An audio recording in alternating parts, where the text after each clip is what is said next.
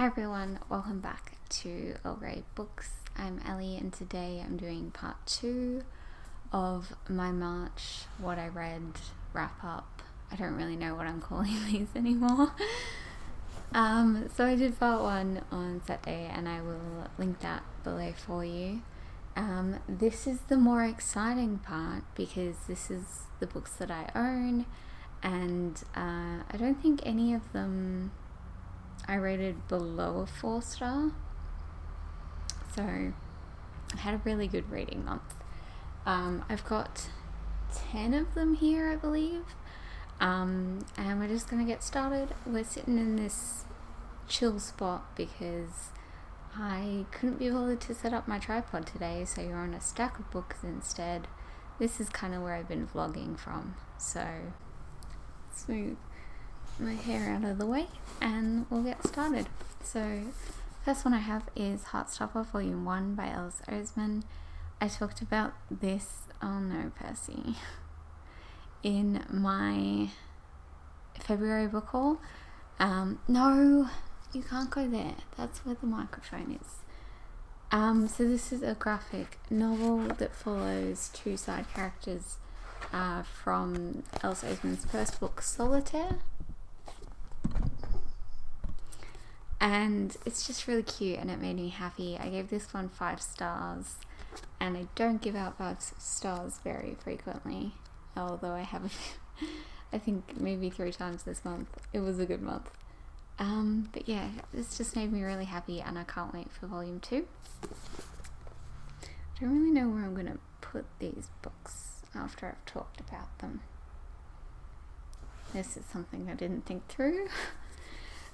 Next one I have is The Arsonist, A Mind on Fire by Chloe Hooper. I've already talked about this one a lot, so I'm not going to go too much into it. I think I also mentioned this one in my February book haul.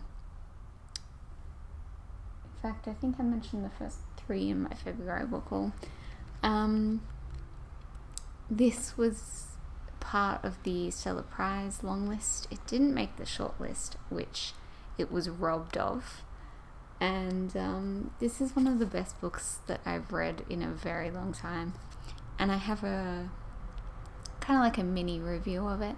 So I will link that below if you're interested. That's gonna fall. Next one I have is Love Looks Pretty on You by Lang Leave. This is poetry and prose, it says. I rated this one 4 stars as well. I think it would have been a 5-star read for me had there not been the prose. I just didn't really get along with it, but I really liked the poetry. I wasn't a fan of Lang Leave originally, but with every collection of hers that I've read, I like her a little bit more. So I'm interested to see what she might put out next year. I guess it's probably when her next one will come out. Next one I have is I did my first reread of the year, which was exciting, and I reread The Lavender Keeper by Fiona McIntosh. I read this back in, I think it was 2012, and I loved it back. I rated it at 5 stars and I rated it 5 stars again this time. I think I might have even enjoyed it a little bit more because I'm a bit older and I guess I've read more of this kind of book now, and I kind of, you know, I don't really know, but I enjoyed it a little bit more than I did last time. This is the story of Luke and Lisette. Luke is the Lavender Keeper, and Lisette, they both work for the French Resistance in World War II occupied France. And it's just a really great story. And Fiona McIntosh is an Australian author, for those of you who might be participating in Aussie April and need a author recommendation. Fiona McIntosh's books. This is the only one I've read, but I own several and I have heard good things about all of them. Next one, little one that I mentioned The rest of them, apart from one, are all part of my March book haul, so you will have seen them very recently. So this is Mary Ventura and the Ninth Kingdom by Sylvia Plath. This is a little Faber story that was previously unpublished. It had been... Sylvia had... what's what I'm looking for? Submitted it to a magazine and it had got rejected and it just didn't go anywhere from there. But they've published it now. I really enjoyed this. I'm not a huge short story person, and I have read Plath's short stories, and I enjoyed most of them, but I think this one is my favourite. I don't know what it is, I just found it really enjoyable. Gave this one 4 stars. Next, of course, we have the beautiful Language of Thorns by Leigh Bardugo. This one was 4 stars as well. I really enjoyed this, and the illustrations are beautiful.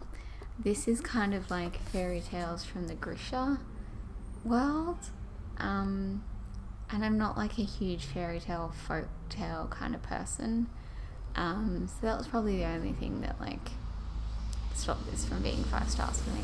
But it was, you know, it's written in Bardugo's usual like amazing style, and yeah, I really enjoyed them. Then I have some poetry, of course. This is Black Work by Alison Whittaker. Again, might mention this one in my March book haul.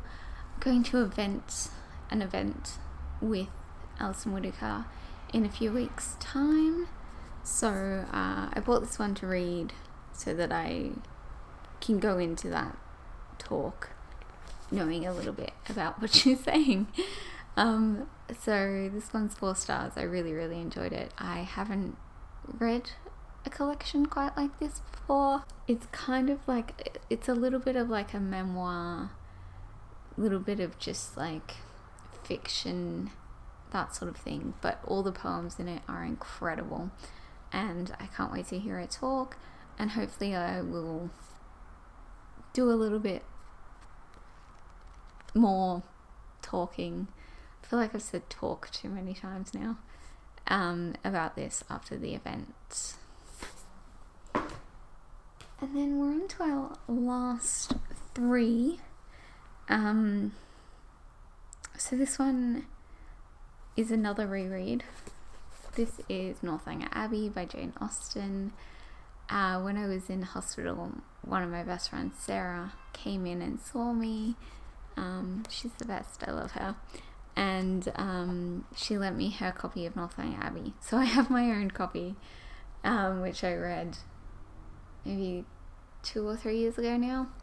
But she bought me hers because Henry Tilney is the love of my life. So it made me really happy to read through this again and get to experience Tilney in all of his greatness. And yeah, it was just, I read this pretty quickly and I just really enjoyed it. This was my first Austen back when I read it. I've only read this one and Pride and Prejudice, but I've now read both of them twice. But this is my favourite Austen story. I've seen all the adaptations and I don't know what it is, but I just love Northanger the most. Also another hospital read, and also from one of my best friends, Angel Bought Me the Burning by Laura Bates. I gave this one 4 stars as well. I really enjoyed it. There's a couple of different parts to this. There's like a feminist discussion on like Me Too culture, and there's also sort of like a historical element, and there's another element which I'm not going to talk about because it kind of spoils it. But I really like those first 2 elements. That was like, so the history is like Scottish witchcraft, which was awesome. So I really like those 2 bits, but I didn't like the 3rd bit. So otherwise I think it could have been a little bit of a higher rating. But yeah, I really enjoyed those first 2 parts. and it's so this girl named Anna and her mum moved to this little Scottish town to get away from something that's happened in Anna's past. And it was really enjoyable. It's kind of like a mix between Asking for It by Louise O'Neill and Am I Normal Yet by Holly Bourne, which are two of my favourite books. So I really enjoyed it. And again, I have a review of this one, which I will link below. And then finally, one of the best books I've read so far this year. We have Shout by Laurie House Anderson. This is a poetry memoir about her experiences with sexual assault and also what led her to write the books that she did. For those of you who might not know, this is the author of Speak. So it talks about mostly what led her to write Speak, but also a little bit about her books Winter Girls and The Impossible Knife of Memory. I've read all three of them. The Impossible Knife of Memory was my favourite. But I just have so much respect for Laurie House Anderson. Her writing is incredible, and she talks a lot in here about aspects that I haven't seen in other books on this topic. Of course, it's very personal with it being her own story, and I really liked that it was told in poetry. I think it definitely added something to it. So yeah, I rated this one 5 stars, and it is one of the best books I've read this year. I did a little mini review with The Arsonist, so that will be linked below with The Arsonist. But yeah, there was even a little part in this. She didn't know that she moved to Denmark for a while, and if you know me, you know that I love anything Danish. So I really, really liked that aspect. I hadn't known that about her before. But yes, I love me a little bit of Danish culture. So yeah, that's my part 2 wrap up. I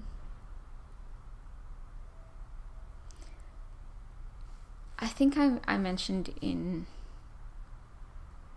I think it was maybe my March book haul, I have quite a lot of videos that I want to get up this month.